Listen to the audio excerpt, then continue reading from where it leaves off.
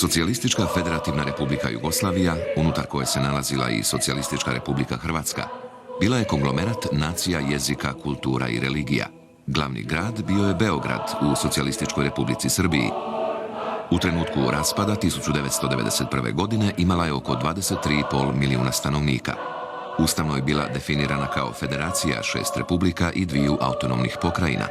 Činili su je 6 naroda: Srbi, Hrvati, Muslimani, Slovenci, Makedonci i Crnogorci, te narodnosti, od kojih su Albanci bili najbrojniji. Za razliku od zemalja istočnog bloka, jugoslavenski sustav bio je otvorenijeg tipa, no ustavom zajamčene slobode i ljudska prava bili su kršeni totalitarnom vladavinom Josipa Broza Tita i jakim represivnim aparatom komunističke partije. U Hrvatskoj se pod geslom Bratstvo i jedinstvo tijekom 46 godina provodila unitarizacija i centralizacija Beograda. Sustavno se potiskivalo iskazivanje hrvatske nacionalne pripadnosti u jeziku, povijesti i tradiciji, a brojne su hrvatske intelektualce u domovini i emigraciji zatvarale, proganjale i likvidirale jugoslavenske tajne službe kao separatistički i protujugoslavenski element. Istodobno, pripadnici srpske nacionalnosti su nerazmjerno više bili zastupljeni u partijskim i državnim strukturama, napose u policiji i vojsci, u odnosu prema ukupnoj zastupljenosti u strukturi stanovništva. Pitanjem gospodarskog izrabljivanja i problemom neravnomjernog slijevanja republičkih sredstava u Beograd, Hrvatska je krajem 60. i početkom 70. godina otvorila pitanje nacionalne ravnopravnosti u Jugoslaviji. Godine 1971. masovnim nacionalnim demokratskim pokretom, nazvanim Hrvatsko proljeće, dio hrvatskoga državno-partijskog rukovodstva, Matica Hrvatska i studenti, odlučnije su se založili za radikalne promjene cjelokupnog gospodarskog i političkog stanja, tražeći veću samostalnost Hrvatske. Pokret je doživio slom. Njegovi su vođe smijenjeni i pozatvarani, a kazneni progoni zahvatili su, osim studenata, i širi krug stanovništva, koje je vlast proglasila nepodobnima. Nakon sloma Hrvatskog proljeća, središnji politički događaj bilo je donošenje Ustava Socijalističke federativne republike Jugoslavije i Socijalističke republike Hrvatske 1974. godine, koji su postali osnovicom budućih dalekosežnih promjena. Ustroj države je poprimio konfederalno obilježje, a republike su počele stjecati veća državna prava. Centralni komitet Saveza komunista Jugoslavije i predsjedništvo Socijalističke federativne Jugoslavije objavili su večeras sljedeći proglas: radničkoj klasi, radnim ljudima i građanima, narodima i narodnostima Socijalističke federativne Republike Jugoslavije. Umro je drug Tito. Nakon Titove smrti 1980. godine počele su se osjećati posljedice prethodnih desetljeća. Jugoslaviju je zahvatila najdublja i najjača ekonomska kriza. Krediti dobiveni sredinom 70-ih na zapadu stigli su na naplatu, a uz pojačanu inflaciju rasla je i nezaposlenost. Nespremnost Titovih nasljednika u predsjedništvu SFRJ da provedu radikalne promjene, izvedu zemlju iz gospodarske krize i provedu demokratizaciju sustava vlasti samo je ubrzalo nadolazeći raspad Jugoslavije. Istodobno u većini istočnoevropskih država jednostranački komunistički režim zamijenilo je višestranačje i demokracija. Bio je to početak novog razdoblja europske povijesti, što je simbolično naznačeno rušenjem Berlinskog zida u studenom 1989. Taj proces zahvatio i Hrvatsku. Međutim, mirnom razvoju demokracije suprotstavio se velikosrpski projekt iz 19. stoljeća, prema kojem je zapadna granica srpske države, takozvane Velike Srbije, planirana duboko na hrvatskom teritoriju, na pravcu Virovitica, Pakrac, Karlovac, Ogulin, Karlobag. Medijska hajka radi stvaranja uvjeta za njegovo provođenje već je bila pokrenuta objavljivanjem nacrta memoranduma Srpske akademije nauka i umjetnosti u beogradskim večernjim novostima krajem rujna 1986. godine. Srpski nacionalisti i srbijansko političko vodstvo, predvođeno Slobodanom Miloševićem, te velik dio dužnosnika Srpske pravoslavne crkve, isticali su navodnu ugroženost srpstva u Jugoslaviji, a zapravo su težili što većoj centralizaciji države i dominaciji Srbije nad ostalim jugoslavenskim republikama. U skladu s velikosrpskom politikom iz Beograda, već početkom 1990. u Socijalističkoj republici Hrvatskoj su organizirani protuhrvatski mitinzi, takozvana događanja naroda, Srba iz Hrvatske, koji su pohodili i mitingaši iz Srbije, a po uzoru na već ranije mitinge u Vojvodini, Crnoj Gori i Kosovu, za koji su smijenjena njihova politička rukovodstva. Takvi događaji vodili su zaoštravanju srpsko-hrvatskih političkih odnosa. Stanje se posebno pogoršalo nakon što je u siječnju 1990. prekinut 14. izvanredni kongres Saveza komunista Jugoslavije u Beogradu. Kongres je napustila slovenska, zatim i hrvatska delegacija, čime je SKJ prestao postojati. Naposljetku, upadom Narodne banke Srbije u monetarni sustav Jugoslavije, zadan je jedan od završnih udaraca nastojanjima saveznog premijera Ante Markovića da provede gospodarsku reformu i izvede državu iz krize uz potporu međunarodne zajednice. Čvrsti jugoslavenski okvir pucao je po šavovima. Proces demokratizacije u Sloveniji i Hrvatskoj nije se mogao zaustaviti. U travnju i početkom svibnja 1990. u Hrvatskoj su održani slobodni višestranački izbori, na kojima je pobjedila Hrvatska demokratska zajednica predvođena Franjom Tuđmanom.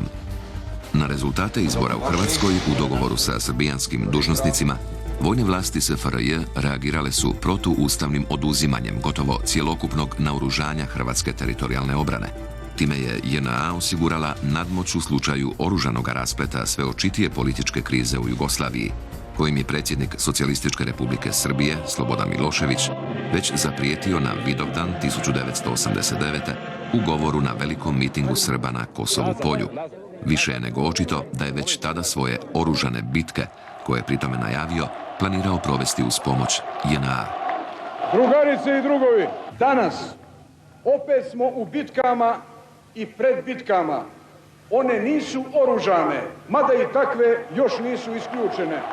Unatoč takvoj prijetnji, novi višestranački sabor Republike Hrvatske je na konstituirajućoj sjednici 30. svibnja 1990.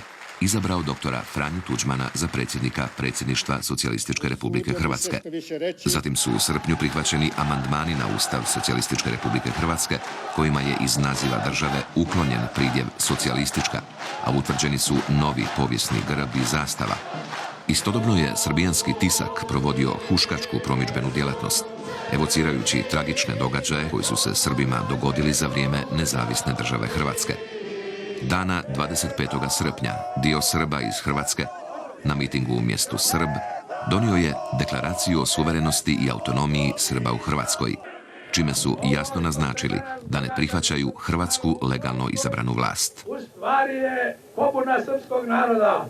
Ovo je ustanak srpskog naroda, ali ustanak bez oružja.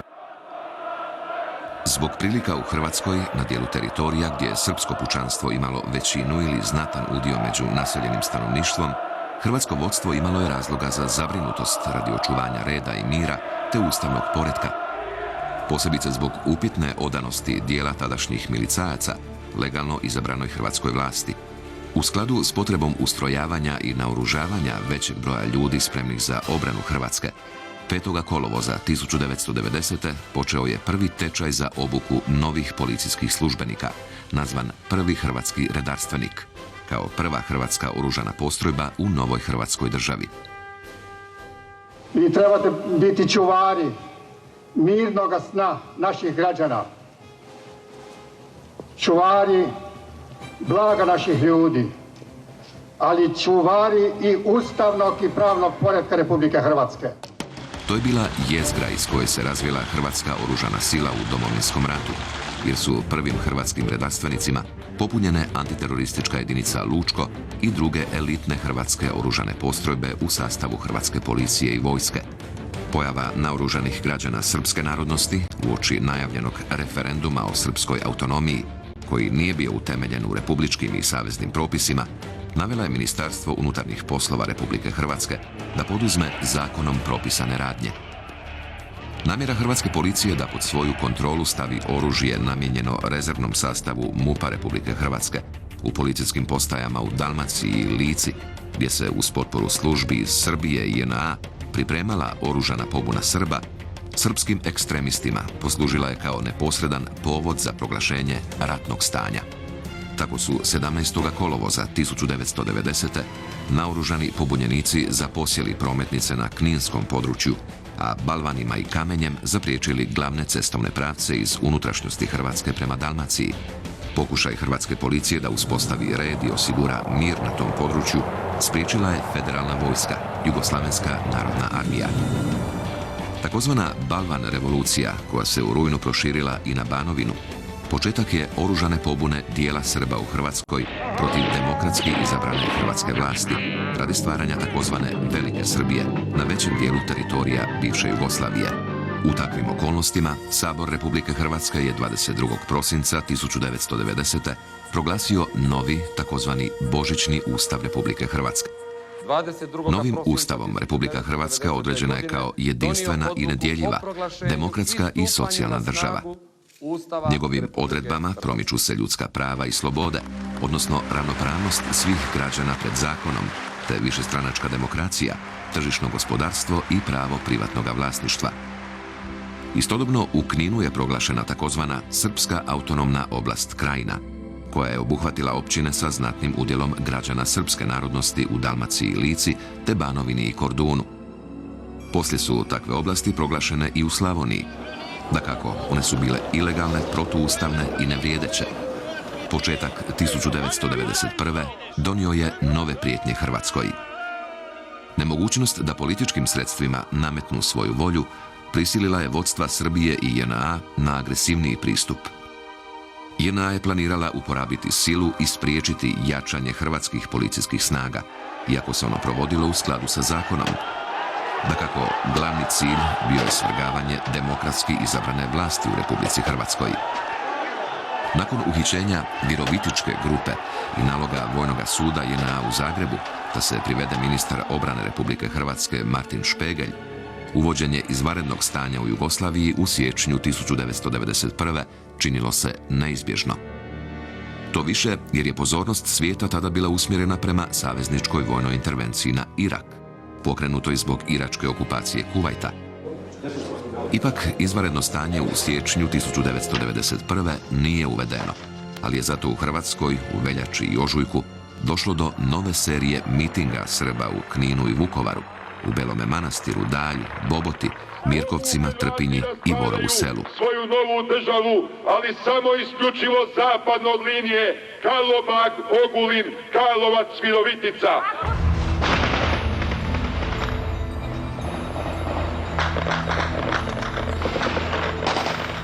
Pojačane su provokacije srpskih ekstremista. Posebno žestoki bili su sukobi hrvatske policije sa srpskim teroristima početkom ožujka 1991. u Pakracu i na Plitvicama na Uskrs, kad je ubijen hrvatski policajac Josip Jović, prvi poginuli hrvatski branitelj u Domovinskom ratu. Dan poslije, vodstvo pobunjenih Srba je u Titovoj Korenici donijelo odluku o prisajedinjenju SAO Krajine Republici Srbiji i izdalo zapovjed za mobilizaciju teritorijalne obrane SAO Krajine, čime praktički razotkrilo svoj glavni cilj. Najkrvaviji je bio 2. svibnja 1991. kad je iz zasjede ubijeno 12 hrvatskih policajaca u Borovu Selu, a jedan u Polači kod Zadra. Nakon događaja u Pakracu u ožujku je propao još jedan pokušaj jugoslavenskog vojnog vrha da na sjednici predsjedništva SFRJ isposluje uvođenje izvanrednog stanja u državi. No u svibnju se takva prosrpski orijentirana armija nametnula u kriznim područjima Hrvatske kao tampon zona između srpskih terorista i hrvatskih policijskih snaga, čime je JNA otvoreno preuzela ulogu zaštitnika i saveznika pobunjenih Srba u pokušaju rušenja demokratski izabrane vlasti u Hrvatskoj. Odbijanjem srpsko-crnogorskog bloka u predsjedništvu SFRJ da u redovitoj proceduri potvrde Stjepana Mesića za predsjednika, u svibnju je blokiran i rad predsjedništva SFRJ. Nakon nelegalnog referenduma za prisajedinjenje, donesena je odluka o priključenju SAO Krajine Republici Srbiji i ostanku u Jugoslaviji, uz naglasak da je teritorij SAO Krajine sastavni dio jedinstvene državne teritorije Republike Srbije. Zbog prijetnja uporabe JNA radi očuvanja SFRJ, u travnju 1991. počelo je ustrojavanje vojno-policijskih postrojbi pod imenom Zbor Narodne garde, ZNG. Do kraja svibnja 1991.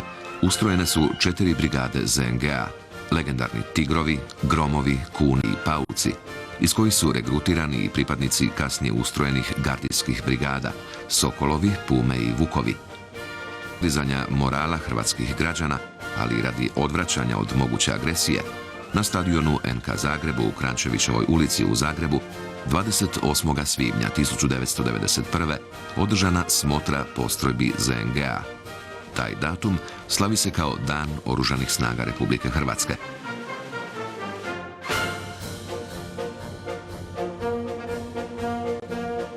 Kad je srpsko vodstvo odbilo preustroj Jugoslavije u konfederalnu državu, Hrvatska i Slovenija krenule su u proces osamostaljenja. Tako je Sabor Republike Hrvatske 25. lipnja 1991. na temelju rezultata referenduma održanog 19. svibnja 1991. prihvatio deklaraciju o uspostavi suverene i samostalne Republike Hrvatske, kao i povelju o pravima Srba i drugih nacionalnosti u Republici Hrvatskoj. Rođena je država Hrvatska, neka joj je sretan i dug život.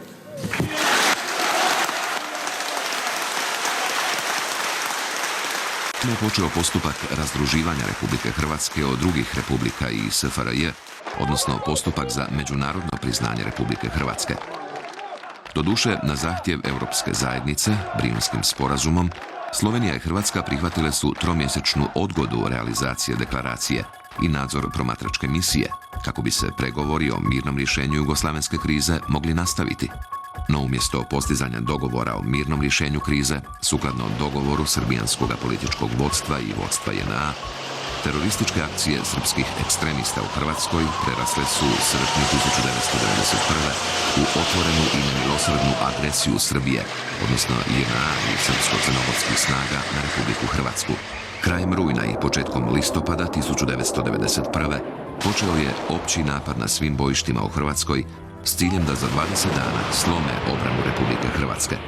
Istodobno, rezolucija 713 Vijeća sigurnosti UN-a o općem i kompletnom embargu na uvoz svih vrsta oružja i vojne opreme u Jugoslaviju, donesena u cilju uspostave mira i stabilnosti, bila je više nego cinična. Srpskom je agresoru zapravo omogućeno lakše osvajanje teritorija u Hrvatskoj, a zatim, kako će se poslije pokazati, i u Bosni i Hercegovini. Hrvatska je, proglašena samostalnost i neovisnost, morala obraniti u krvavom ratu.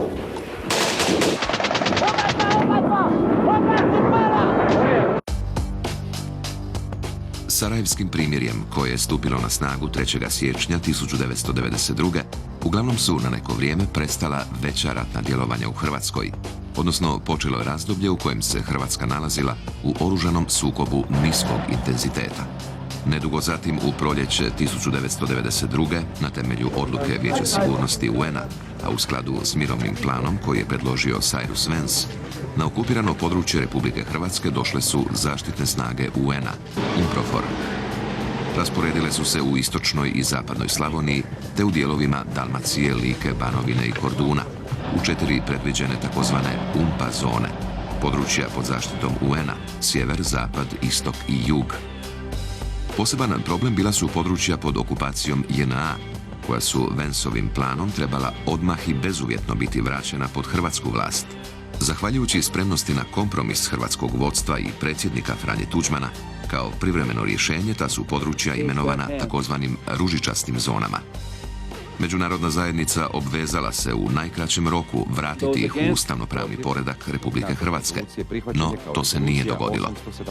Snage UN-a u Hrvatskoj nisu ispunile većinu svojih zadaća: otvoriti komunikacije, osigurati povratak prognanih Hrvata i zaštititi preostale Hrvate u UNPA područjima, u kojima je tijekom njihova mandata ubijeno više stotina, a protjerano više tisuća Hrvata.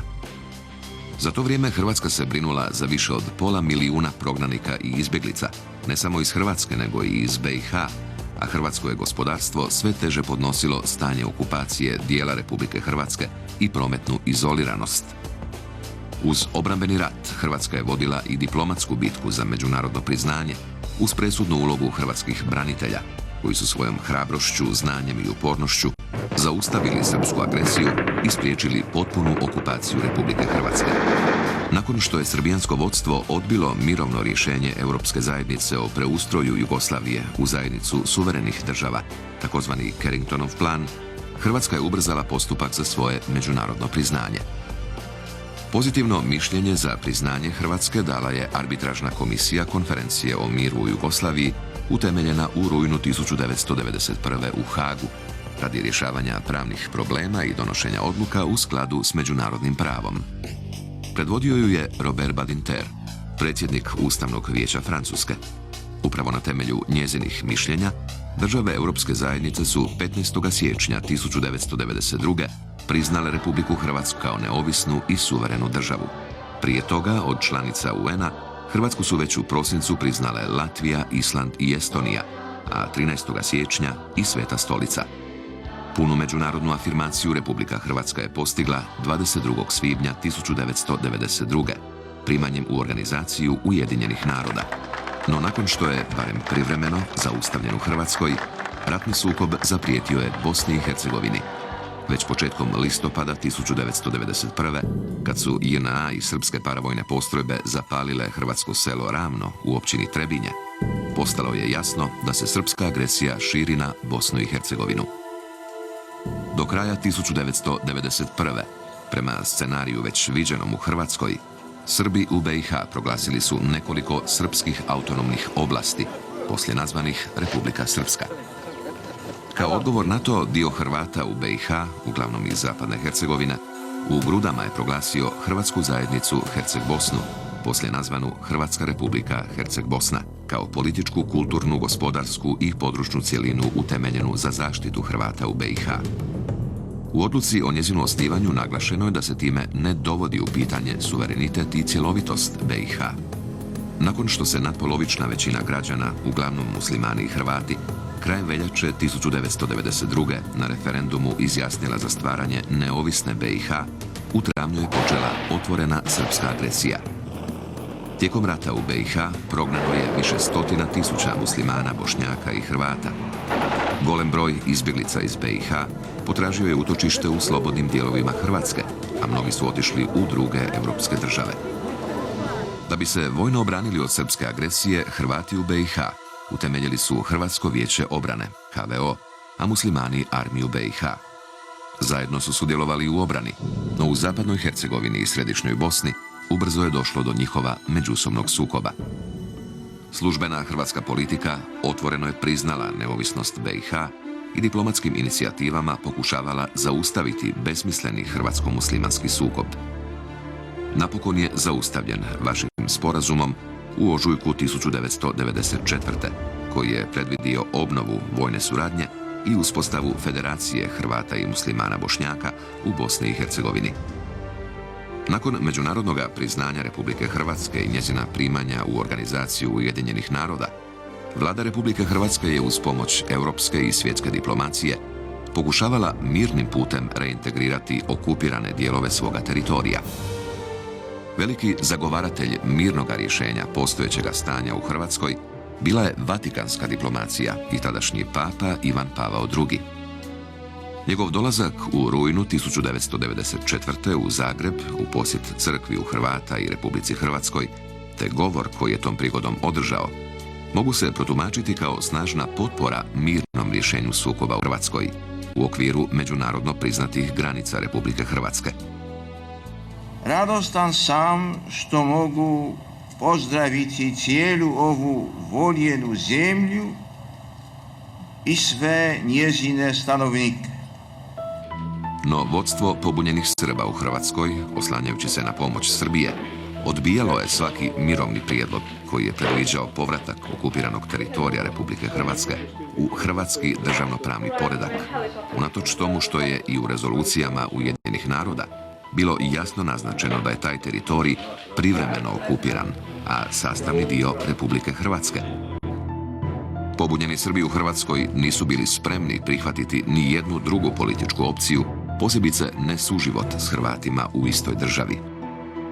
Hrvatska je zbog toga, da bi oslobodila okupirane dijelove svoga teritorija i spriječila daljnje napade pobunjenih Srba, morala poduzeti ograničene vojne akcije. Od travnja do listopada 1992. deblokiran je Dubrovnik i oslobođen okupirani teritorij na jugu Hrvatske, U lipnju 1992. oslobođeno je područje Miljevačke visoravni, s koje su pobunjeni Srbi neprekidno granatirali Šibenik i okolna mjesta. Pod kraj siječnja 1993. operacijom Gusar, odnosno Maslenica, oslobođeno je Zadarsko zaleđe s Novskim Ždrilom, te hidroelektrana Peruča, nedaleko od Sinja. A u rujnu 1993.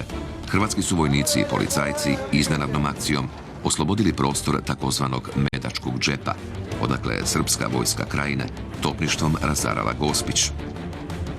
Zatim su u prosincu 1994. oslobodilačkom napadnom operacijom Zima 94. hrvatske postrojbe započele niz operacija i akcija, čiji je cilj bio ovladavanje planinama i prostorom u zaleđu Knina, kako bi se stvorili uvjeti za njegovo oslobađanje. Akcijama Skok 1 u travnju 1995. i Skok 2 u lipnju 1995. te operacijom Ljeto 1995. kojim su hrvatske snage ovladale Bosanskim Grahovom i Glamočem, srpske snage u Kninu i Dalmaciji dovedene su u bezizlaznu situaciju. Unatoč vojnim porazima, vodstvo pobunjenih Srba početkom 1995. nije prihvatilo ni prijedlog međunarodne zajednice, takozvani Plan Z4 o političkom rješenju krize u Hrvatskoj, koji je predvidio iznimno široku autonomiju Srba, gotovo državu u državi, u dijelovima Republike Hrvatske s većinskim srpskim stanovništvom na području Gline i Knina. Zbog toga su hrvatske oružane snage poduzele novu oslobodilačku vojno-redarstvenu operaciju Bljesak. Hrvatske su vlasti uložile znatne napore da osiguraju humani postupak prema srpskom stanovništvu. Srpskim civilima zajamčena su sva građanska prava, a pripadnicima oružanih snaga primjena zakona o oprostu. Vodstvo pobunjenih Srba nastavilo je provoditi politiku s ciljem da se preostali okupirani teritoriji Republike Hrvatske izdvoji i zajedno s dijelovima Bosne i Hercegovine pod srpskom kontrolom pripoji planiranoj jedinstvenoj srpskoj državi. Kad je pripremom nacrta Ustava Ujedinjene Republike Srpske taj proces u srpnju 1995. dosegnuo vrhunac, postalo je jasno da se problem okupiranog teritorija Republike Hrvatske može riješiti samo vojnim putem.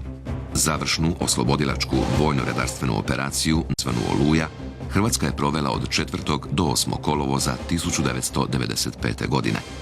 Uz oslobađanje vlastitog teritorija, hrvatske snage su znatno pridonijele i oslobađanju dijela okupiranog teritorija Bosne i Hercegovine. U koordinaciji s armijom BiH, u operacijama Ljeto 95. Maestral i Južni potez. To je omogućilo potpisivanje Dejtonskog sporazuma u studenom 1995. godine, odnosno prestanak rata u Hrvatskoj i Bosni i Hercegovini. 12. studenog 1995. predstavnici pobunjenih Srba iz istočne Slavonije, Baranje i zapadnog Srijema u Erdutu su potpisali temeljni sporazum o mirnoj reintegraciji toga područja u ustavno-pravni poredak Republike Hrvatske. Spomenutim Erdutskim sporazumom Hrvatsko je Podunavlje 15. siječnja 1998. napokon vraćeno u sastav Republike Hrvatske.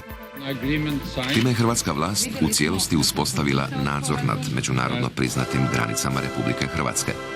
Domovinski rat bio je legitiman, obrambeni i oslobodilački, jer je Republika Hrvatska bila napadnuta i prisiljena na obranu svoje neovisnosti i teritorijalne cjelovitosti.